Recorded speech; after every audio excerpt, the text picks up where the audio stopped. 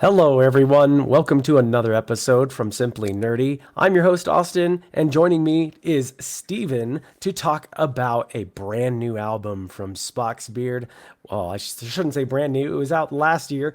The Archaeoptimist. And let me unblur my background so you can get a better visual of that. This one right here. Spock's Beard, The Archaeoptimist, which released, I want to say early November. Man, it's been a while. We're finally Sorry getting for the around late to this. review. I'm sorry. Yes, it is. It is a Yeah, late my review. fault. Our first album review of 2026, just a couple months late, that's all. And we That's are gonna, fine. yeah, we're gonna go through this album pretty much song by song, talk about some of our favorites, and give a little bit of an analysis of the both the lyrics and the music and what we really enjoyed, what we maybe didn't enjoy as much, and yeah, we'll go from there and give it a score out of 10. So you'll have our official Simply Nerdy score, at least as far as Steve and I are concerned. And if there's time permitting, we may even add the album to a brand new tier list where we just take our old tier list and find out where Oh, we want to stick it. I actually should have prepared that before this, so maybe maybe we'll do that's the that other time. later. Maybe we do that Yeah. when we'll Like give me and Anthony for that one. we'll give Anthony a chance to listen to it, and then if he wants to join us, Yes. great. But yeah, to kind of delve in, I first want to give a shout out to all those who have worked on this. As I'm reading through it here, here's the inside, as you guys can see. It's produced by Ryo Okumoto. He's kind of the one that fronted this entire project. He and Michael Whiteman wrote almost all of the music, which I don't think was ever done in the past. It was usually done, by either Neil Morse or Nick or John Bageld or I don't remember. There are a few other individuals that have had their hands, working on this on these albums. Yes. But we've got the mix and mastering done by Rich Mauser, who's done a lot of other projects, both for Spock's Beard as well as many other well-known ones, Transatlantic, Neil Morse Band, all of that. You've got album art by Carl Glover for Aleph Studio. By And the way, the art is just awesome. I Very love that. Isn't beautiful. that It's so really good. great? It's Yeah. really good. Sorry, just throwing that out there. Pretty well done. I'm not sure if it's AI or not, but it is well done. I do enjoy it, and the CD art is pretty cool. The blue color on that, and I hear the vinyl is even better. If I remember right, was the vinyl red? Somebody can correct me in the Oh, comments if I'm wrong, but it looked I'm gonna really look it up right sick. now. Yeah, While it you're looks talking, I'll look it up. yeah, it looked really awesome. So on lead vocals and guitar, we've got Ted Leonard. On guitar and vocals, we've got Alan Morse. And then on keyboard is Ryo Okumoto. And then Dave Maris on bass and Nick Potters on drums. That was another thing I forgot to point out. This is the first where we've got a brand new drummer, and that's pretty exciting. I think he did real well for himself, taking the drumming reins, as it were. Well, I was And gonna mention that the drums were definitely had some shining moments in this album. oh They were yeah, amazing. We'll yeah. get into that later, but Yeah, yeah, for sure. You'll have to let me know what stood out to you. But and then also additional acoustic guitar, Michael Whiteman, who also worked on a lot of the there writing. is the vinyl. Writing. Yeah, If see, you it's want to share that in the stream there for me, Austin. So look at this look at that, beautiful man. red color with the same blue Dude, on there. Oh, that looks so cool. yeah, It really makes me want to start going and buying myself a vinyl because I don't have one. But my favorite band, Reliant K, does a bunch of like all their albums are now on vinyl. They yeah. look really cool, and the modern vinyls just look so cool. They look so sleek, and honestly, So it's the cool. collector in me. I just want to be able to collect all of the different vinyls from the bands I love. And I think that's maybe a hobby I'll get into as my kids get older and I've got a little more free funds to spare. Agreed. Yeah, you yeah. know, because it'll cost a pretty penny, that's for sure. I'm sure. One thing I will say right off the bat that I was a little disappointed in is the fact that this did not come with a booklet, a lyrics or art book. Oh yeah, they've And always come with a lyric and art book. yeah, they usually And it was do. always really pretty and it was always looked really good. Yeah, and I actually asked about it on the Spock's Beard forum on Facebook, and somebody had mentioned that it comes in the CD DVD combo as well as the vinyl. The vinyl has a big booklet. So basically, Sorry? spend the extra money and then we'll give you the booklet. Yeah, yeah. It's sad that companies have had to cut corners, lately to try and get their products out. But it is what it is. I'm not gonna necessarily fault them for it. I was just a little disappointed because I love reading the lyrics as I'm listening along. So I had to wait until it was available online on other websites to basically follow along and do a deeper analysis. So, but yeah, let's jump into the individual songs here.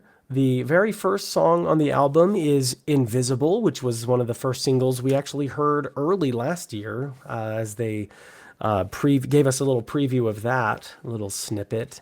And that's a solid song. It's one of those songs that it's catchy, almost poppy, and it gets a little earworm, So I think of that, the invisible, dun, dun, dun, dun, whatever it is, the chorus section, constantly just thinking about that little piece.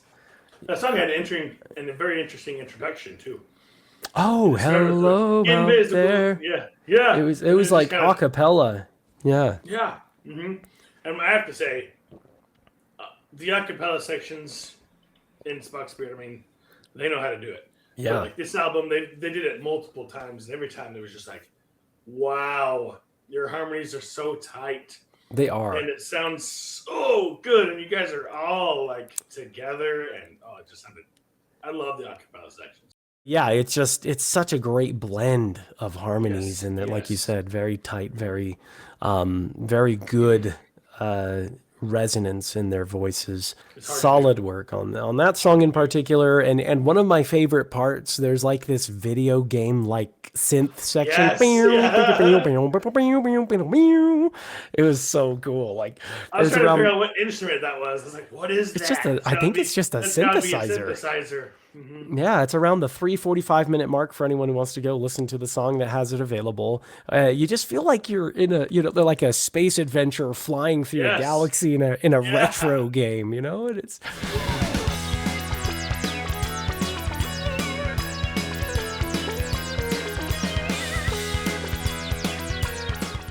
I just love it. It's so great. So that song to me like was just a very solid, typical Spock's song, just very much in that vein of music. And you can interpret that how you want because every era of Spock's Beard has been different. So, They're way different. but they're keeping it true to both the old and the new fresh sound, which we'll get into. That's something I want to bring up a little later. But the next song is called Electric Monk. And I'm going to be honest, this song had to really grow on me. Okay, I'm glad to hear you say that because I thought it was weird. Yeah, I don't know what it It's hard for me was. to get into. I don't know if you felt this way, but just to me, personally, there were just some moments I felt were a little cheesy. There were some really beautiful parts, like the piano playing at the 3 minute mark to about the 5 minute mark. That piano part was really Yes, cool. that was really nice. I think one of the things that kind of turned me off at first was I feel like one of the things that I was hearing was like this chord progression that sounded too similar to that game like synth section in the previous song, where it takes like the one chord and then goes to the major two and then the major three and then they kind of do that and it felt almost too similar. I know it's still different and it's in a different key, but I just heard that and I was like, hey, didn't they just do that? It was kind of one of those things. What are you guys doing? Yeah. Yeah, I that's also true. I also didn't really care for the whole section where Ted's singing That's all that I've got. That's all. That's the lot. And I'm like, yeah, that was a little heavy-handed, but you know, Yeah. but as I went back and re-listened to the song with the lyrics, it was actually very enjoyable. So like I said, this song had to grow on me, and even that part I don't Okay. mind as much anymore. So take that with a grain of salt, and maybe Steve, as you go back and have a chance to re-listen with the lyrics in front of you in the future, maybe Yeah, I'll be you're doing that after our chat. I'll have to try yeah. that because yeah, it was the same thing for me, and it's still a little weird for me. Yeah. So Oh, yeah, I'll try that. and just a heads up for everyone that's tuning in, Steve is actually very much a Spock's Beard noob. He is a newbie. I'm a newbie when it comes to prog. I'm getting And prog. very well educated. So very Yeah. much a very proud nerd of prog. I'm so yeah. I'm sick Yeah. of the pop and the music nowadays, and Mhm. it's just ditching that nice spot that I've been forming for a Yes. while. Yes, exactly. And the reason I brought that up was because the next song in particular, it's called Aforethoughts. And with the little pun there with the number four, it's the Uh huh. fourth iteration of their thoughts. I don't know what you want to call it, but all of their thoughts songs. It's a series kind of with different, Hmm. they throw a thoughts song in different albums, Every album has a thought song. and I think Neil Kind of Morse has fun. even continued and done his own thoughts things on some of his solo albums. But I didn't know that. yeah, That's fun. but this at Forethoughts they actually take some of the samples from the old Thoughts songs and have they've played those motifs here, and so I just love the obligatory callbacks to the previous Thoughts songs. You almost have to do it. Mm. So the original Thoughts song, it features a lot of that like a cappella, what they call species counterpoint, which is where they're singing one line and then somebody else comes in and sings another line. Different vocals. It's a poly. What do you call that? I'm not a Poly, music major. I'm not going to pretend. polyphonic. That's what it is. There we go. That's what it is. Polyphony. Yeah. Yep. And so it's very much a thoughts thing that they've continued to do, and they just had to include the acapella species counterpoint moment. I was looking forward to it. It was there, and I was like, yes. And even though it's something that's been done in the previous thoughts songs, I appreciate that this song still feels fresh and different, and it like its own thing. You know? Hmm. I will admit this is probably one of my favorite songs on the album. Actually, Yeah. I Yeah. really like this one. I'm pretty sure this is the song that has a really sweet drum fill. And if I'm wrong, I'm really sorry. But I think it's this one that has this really sweet, like it almost reminds me of like a Dream Theater fill where it starts really high and works its way down across all the Oh, tones. It was really sweet. nice. Yeah, I'll have to see if I can find it. And then lyrically speaking, I love the kind of evolution that the chorus goes through. It's very poetic. And what I mean is, I love it when songs do this, by the way. Classic examples are Dream Theater's Take Away My Pain, where you essentially have in the chorus, he sings, Leave the cold outside, which is essentially a message of avoidance. And then later on, the song reuses the same lyrical motif, but recontextualizes it to show emotional acceptance because he says, let the cold inside. So he's singing the same thing, like the same tune, but changing the lyrics, and it shifts ever slightly. And another classic example for you pop fans, maybe, is Christina Aguilera's Beautiful, where the lyrics change slightly in the chorus and it changes the entire meaning. Like she's taking a pronoun shift and saying, I am beautiful. And then she goes into singing, we are beautiful after, I am beautiful, you are beautiful, and we are beautiful. So it Yes, changes in that every was chorus. awesome. So it's reframing it from, more of a personal standpoint to universal. And anyway, I think that Aforethoughts does the same thing. They do this where the chorus states thoughts from before time coming through, malice calling, guiding you, which kind of shows a sort of mental guidance that is initially malicious. It's evil, or at least with some bad intent. And in the end, it changes to thoughts from before time coming through. Compassion is calling, it's guiding Oh, you. it's so good. And so the song isn't saying the danger is gone, it's saying that the source of the thoughts was never the problem, the orientation was. And so it's just a really cool philosophical reframing and not just an emotional one. So, I think really that's where Spock's Beard really shines.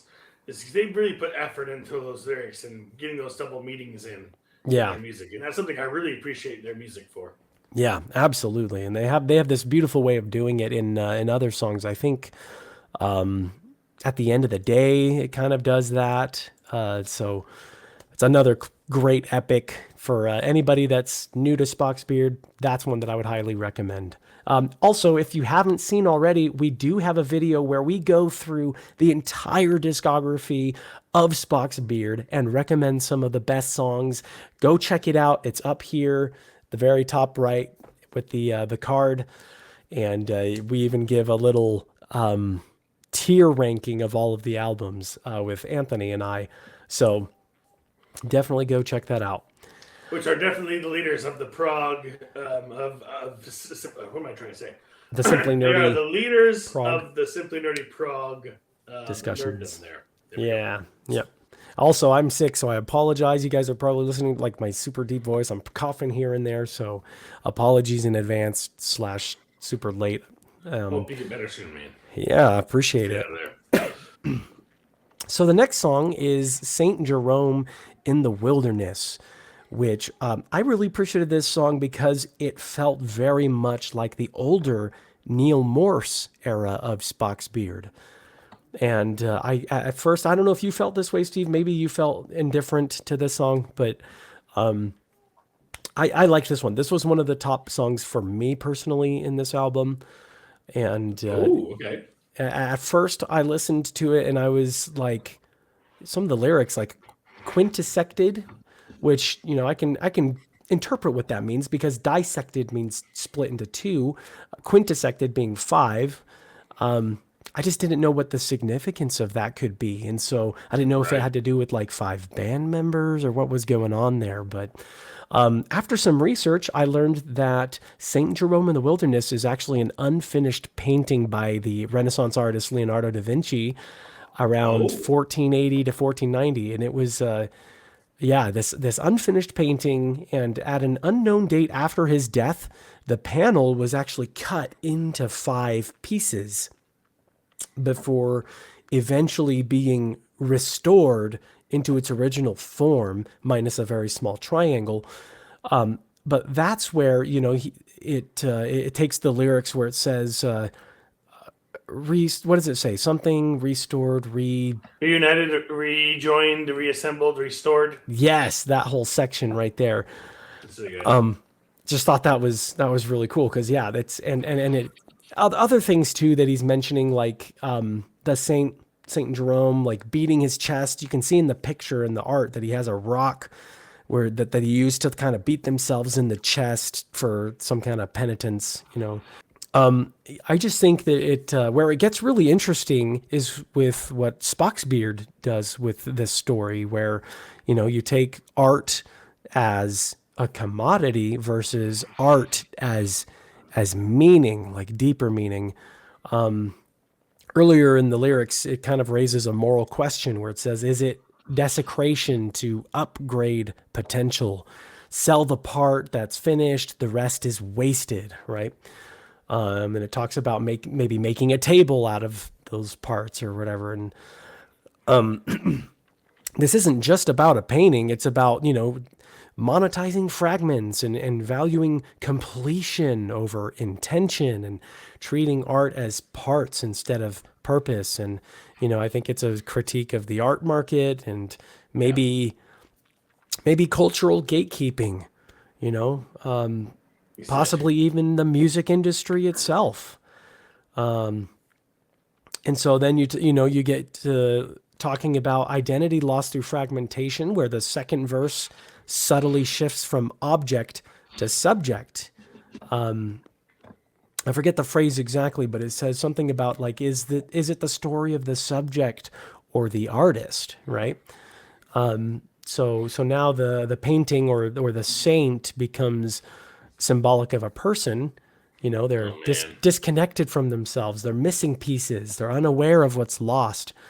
And I like that this can work on multiple levels, whether that's the saint, the object, or the artist, the subject, or maybe even the modern individual that's listening, or the band as more of a creative self approach. And so I think it's a very classic prog move. They can kind of blur the metaphoric boundaries and the meaning there. It can take multiple meanings as a multi entendre, as Anthony and I like to call it, instead of a double There we entendre. go. It can have multiple meanings. So I like anyway, yeah, given the band's history, it's not hard to read this as a reflection on Spock's Beard's post-Neal Morse. I feel like a lot of people took that and said, the band's kind of doing their own thing, but leaving behind a part of who they really were. I don't know. Metaphorically, the band was quintussected, right? It's had its fragmentation of members. It's had very different styles brought in, different musicians, different leadership, vocals, everything. that. And they've spent years reassembling their own identity, and I think that's not in a bitter way, just in a very reconciled way, and I Right. appreciate that. So this song has a lot of meaning and depth, not just for the art side with Da Vinci's work, but for Spock's Beard themselves. Something musically I wanted to bring up for this track Yeah. is around the timestamp 320. If you are able to listen to this, it kind of like it's really heavy at first, and then it just drops, and you got this beautiful piano section, and it's just going, man. The keyboardist is just going, and you're like, oh my gosh, this is amazing. And That's classic Rio for you, man. Rio Okamoto. He's a wizard on the keys for sure. It is.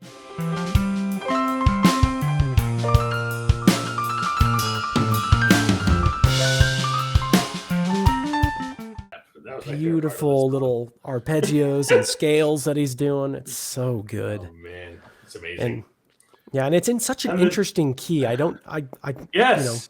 I don't know if it's in like Mixolydian or Lydian or Dorian, what it is, but it sounds really beautiful. And the drums with it, and it's like this beautiful bass part that plays behind the keyboard, and the drums are just kind of like jazzy. Like this is like a jazz section. Where did this come from?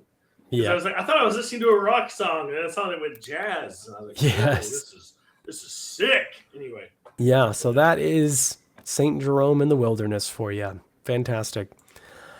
The next song is The epic of the album. That's right, the title track, Archaeoptimist. It is the 21-minute epic with 7 parts as a 7-part suite, a concept song. So this isn't a concept album. There's no, story interlinking each of the songs. It's just one song concept story that tells. Well, actually, before I jump into that, this is something that my wife and I were discussing as we were listening to this, and I thought it was such a cool realization. But for you, Steve, I want to ask you, what is an archaeologist? What does an archaeologist do?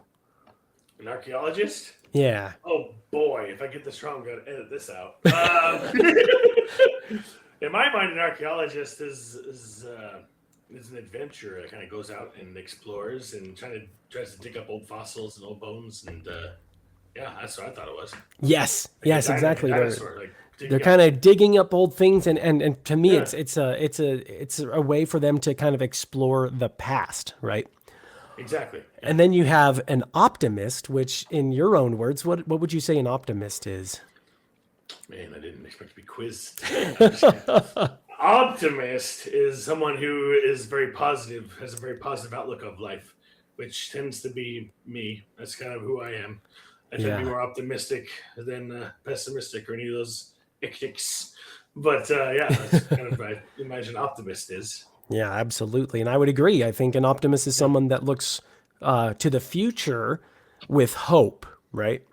Hmm. And I think that's really cool that Archaeoptimist is almost this dichotomy where it's blending the two. It's taking the archaeologist, someone who explores the past, and the optimist who looks to the future, and they've meshed into the Archaeoptimist, and it's really cool the way that they bring this together in the story is, it's a story that tells of a post cataclysmic world where a father and a daughter are learning to survive because I forget, there's like a contextual piece that I'm missing where, like, I don't know if it's the world stops spinning or what happens exactly, but the hemisphere, the polar, what is it? It like gets thrown off somehow, and all of the sea and the Yes. winds and everything like destroys the entire world except for the people living on the topmost parts of the mountains and everything. And so a father and a daughter are learning to survive in this post cataclysmic world, and she rejects nostalgia. She doesn't want to hear stories of then and remember when it used to be this way. And she's like, no, none of that, right? Hmm. Because this is all she's known in life. She was probably really young when the event occurred, and Hmm. she describes it as this skin and bone kind of scraping to get by kind of a life. And so she goes off digging around trying to find something from a better time while her father is kind of, helicopter parenting her. Maybe that's too strong. Maybe so he's not like micromanaging her, but he's just very protective. So he Right. keeps an eye over her, and he refers to her as the optimist. And Yes. and she brings him an object that she finds. She's got her hand balled in a fist, and so she brings an object to him that she finds, which he is a bit disappointed to find is just a key. And she continues to learn and grow and dig up relics. And in the meantime, he holds on to this key unbeknownst to her. He's keeping it, safeguarding it. And all of this digging around that she does, digging relics and exploring, and her curiosity, it's earned her the archaeologist title. Yep. Hence, in the lyrics, it's archaeoptimist or archaeologist, forced to reckon with. What does it say? Oh, Here's where the is that there? optimist, forced to reckon with archaeoptimist, because yeah, There it is. now starts to blend those two. Um, and so as she continues to dig and find things, it doesn't really give her that. It doesn't really scratch that itch for information that she's looking for. She starts to lose hope of finding anything significant, but she saves face for her tribe. Doesn't want to let them down. And as I mentioned, her father kept the key and shows it to her to kind of brighten her up. And in the lyrics, it says, she didn't know that to me, she was a force, unbridled outlook that kept everyone on course.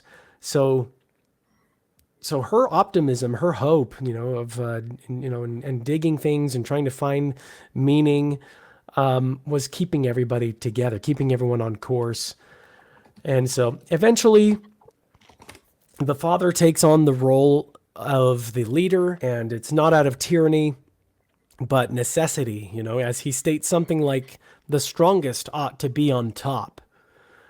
But he becomes paranoid of dissenters, and this protection kind of turns more into control. As he Hmm. basically says, if you're not with me, speaking to the tribe members, then you're my enemy. And then the daughter, as the voice of reason, confronts him, and she says, what have you gleaned from your history? Of stories where division amongst the people led to chaos. And so it's kind of helping him open his eyes and realize, there's good to be found in digging up things of the past, but not in an obsessive way, Right. And anyway, it just comes down to these two main themes that I think is really the song's moral hinge. Number one is learning history without wisdom is meaningless. And number two, power justified by fear repeats the old world's mistakes. So if you're just being leading out of fear, you're usurping power by fear mongering and whatnot, then you're going to repeat the same old world mistakes. And to make a long story even longer, uh, he's like he's like, you know what? You're right. I was wrong. Now you get to lead the people, talking to his daughter. And that's actually quite rare in stories. You don't really get to see a person who's in control or in power surrender it. Kind of showing this idea that progress requires surrender. I like And that. Man, it's so and beautiful. yeah, and then she leads on with hope and kind of gives the very So end good. section where she says, hope is the key and the only thing worth fighting for. Dang, it's so good. And I thought that part really hit me. That was really cool because Oh man. the key, both literally and Oh, symbolically in the story, right? yes. The Yep. You key have keys. it represents that hope. But yeah, it's a song about digging through the past, not to mourn what's been lost, but to learn how not to lose ourselves again. And frankly, I think that's a message that I feel that we as a society desperately need. We need that right now. But it's also interesting to look at this from the lens of the band Spock's Beard themselves, and how, as I mentioned earlier, they're trying to create a balance of what's in the past with the Neal era and the Nick DiVirgilio era, and be optimistic about what the future holds for the band. Which takes us right to our next song, the last song called The Next Step. What is the Oh, next hold on. step? Oh, yeah, sorry. Hold on. I should have asked Yeah, you, did you have some thoughts musical. on the Musical. Archaeoptimist? Yeah, dude. The music in this is just probably my second favorite Oh, track. yeah, I agree. There are a few things I wanted to talk about. Go ahead. I'll let Jeez. you chime in first. It's just after that first section where the dad is talking. Let me see. I'm looking at the lyrics now too. Um. Oh man, I think it's after that. I think it's the second one, the adventurous child movement Yes. two, when it gets all gamification. Gets for me It it's sounds like like a so video game. groovy. It's like such a groovy Yeah, beat there. it was so good. That's probably my favorite. I was like, dude, this is what is happening right now. I'm thinking of we met a different section. There I'm she thinking of let's goes. see. Timestamp is maybe you can listen to this Austin real quick. 4 minutes and where is it? Wait for it. It's gonna drop any Oh, second. almost Stranger Things like at about 428, 429. 428, 428, 429. It sounds like a Stranger It's Things type, 80s like type thing. 80s vibe. Yeah. 80s vibes. It's got the game-ish type sound to it. Oh yeah, I can hear And it it kind like of goes Doom crazy. Yeah. or something. I was like, dude, what is happening right here? It's What's got going them on? Is this the it's same got band? There's a there's lot. another There's a lot of musical sections in here that are just so cool. yes. Even the instruments. I'm like, dude, what the heck is this guy even playing? Again, going back to the Spock's Beard, they've got some weird music sections sometimes that I really like Sometimes. to listen to, and this one definitely has some of those. Yeah, But yeah. it's so cool, and it's so like it's a new sound. It's so refreshing. Yeah. And I do I'm like gonna point that the out. part later that I mentioned that there she goes, Which one's part of the that? adventurous child. It's if you go to about 648, it's that very groovy jazzy section. Dun dun dun dun dun Oh my dun gosh, yes. dun dun dun. Oh yes. When that beat dropped, dude, I was like, yes. Yeah. Like this is sick. There she goes, mischief on her mind, hoping she might find. It's crazy. Yeah, and then in the child has grown section, there is also a part in that, which is the third Yeah, the third section. section of the suite. But I'm Where's trying to that? remember when specifically, because there was a part that I really enjoyed there. At about 10 minutes and 50 seconds around there. Oh, it gets into another real cool groovy part, jazzy, and it also reminded me of video games. Maybe like Final Fantasy almost. Some of the background music that you hear. It's like 11 minutes Oh ish. my gosh. This is sick. Yeah, I like this too. And then you get the like, yeah. Yep, little guitar.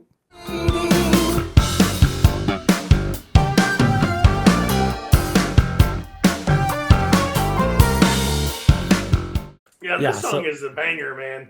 Yeah, Even if you're not a fan of Spock's Beard, you will like this song. right. I don't know if there's something in here you won't like. Seriously, this it's a fantastic epic. Anyway, Yeah, that's so all I have to say about that one. that is the Archaeoptimist for you. Go check out that song in particular if you're interested in listening to anything from this album. That would be one of them for sure. So good. The last song in the album, Next Step, is probably my favorite song of the album. Oh crap! I don't remember that one. So Oh, it's to Shoot. me the reason it's so that it stood out so much is because it reminded me of The Doorway, which is one of my favorite Spock's Beard songs. The piano part in the very beginning, yes, the piano's and great. and it's just overall, it just has some really great. There's a synth section at 7 minutes that you can pull up and listen to. It reminds me of a Genesis song called The Cinema Show. Next Step is just a great song about, choosing forward motion before stagnation sets in, and acknowledging the value of what came before while having the courage to leave it behind. Rather than, glorifying certainty, the song embraces fear as part of progress. And I think that that's something that I've always that's always resonated with me is embracing fear, feeling the fear, but not letting it dictate your decisions. Feel it, recognize that it's there, but choose to move forward anyway. And that's how people can really make some huge leaps and bounds in their life in any aspect, whether that's in their finances or with work or taking on a new entrepreneurship opportunity to start a business or anything. You're going to feel fear, but sometimes that's necessary in order to make a breakthrough. I love that. It's true. So, it speaks truth, man. There's so much truth in this album. It's so good. yeah. Something I wanted to throw out, even though maybe it won't make anyone like the song, or maybe it will make you like it more. But at the very end, after the final harmonies have been sung, it really reminds me of like a Mario Kart 8 soundtrack after that. Because it's like they play a chord and you have some kind of the guitar going, and then another chord that's totally different. Bang! That kind of gives me. I was sounding like Mario Kart for a second. I love that. Yeah, it's just very epic there at the end. Love it. And it kind of just leaves you with this note of, is it a goodbye? Is this song the next step? Is it because some of the lyrics and some of the things they're saying, it sounds like they could be leaving it behind, or is it just a note that they're journeying into new territory? Right. Who knows? I don't know. But That's up to you to decide. I'm just yeah, you guys let us know in the comments what your thoughts are. I'm curious. Anyway, fantastic album. For me, it was one of the standout albums of the year. I was very, very thrilled when I finally had a chance to listen to the whole thing. So I think we're ready to give it a score. What do you say? I say we're ready for scoring. Okay. So for me, I'm gonna give this one a 9 out of 10. Nice. Yeah. A lot of the songs I really enjoyed. There wasn't very many that I'd probably skip. Maybe Electric Monk. And it had some great moments. I would still love to go back and listen to it again. But if I'm going through the tracks, and that one pops up, I could imagine that I could get tired of that one pretty quickly. So all of the rest, though, I gave 5 stars. So Dang. Okay, I can Yeah. see where you got it. That's a really high score from you. I think Yeah. that even did that. I was just going to ask if that was higher than your Project Hail Mary review, but that's another thing. that's about the same, isn't it? I 9 think out of it's 10. the same. Yeah. Two of my most Okay. recent highest scores. Yep. Yeah, for real, right? Back to back.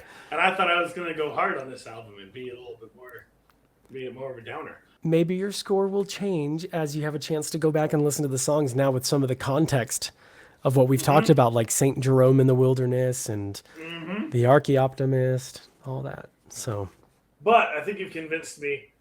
So now I'm like, I don't know if it's an 8 or a 9 now. So I'm going to go 8.5. I'm going to go right in the middle. The Archaeoptimist. I really say that word. Dang. I really loved that epic a lot. And yeah, these other tracks are just golden. And the messages they share are great. But yeah, there are a couple of tracks where I'm like, I'm okay without hearing that one again. yeah.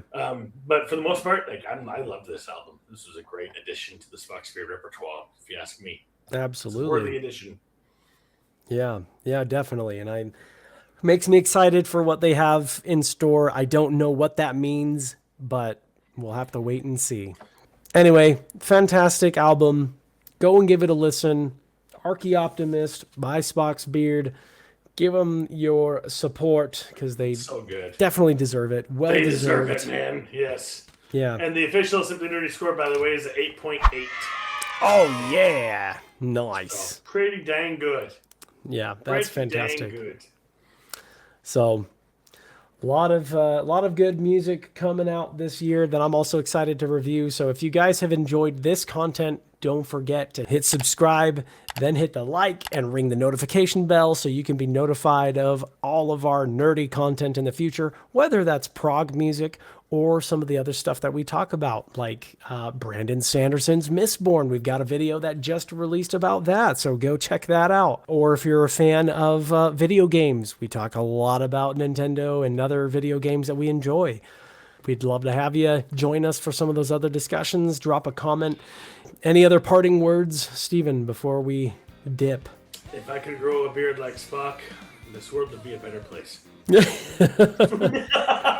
Same. I can't grow a beard. All right, anyway.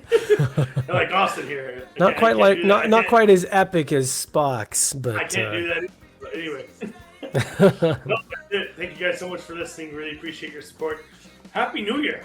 And Happy New Year. Yes. Thank you guys for choosing to listen to this video for the new year, and with many more awesome videos to come. We're looking forward to it. So stay tuned. Absolutely. And until next time, keep it nerdy. Keep it nerdy. That's my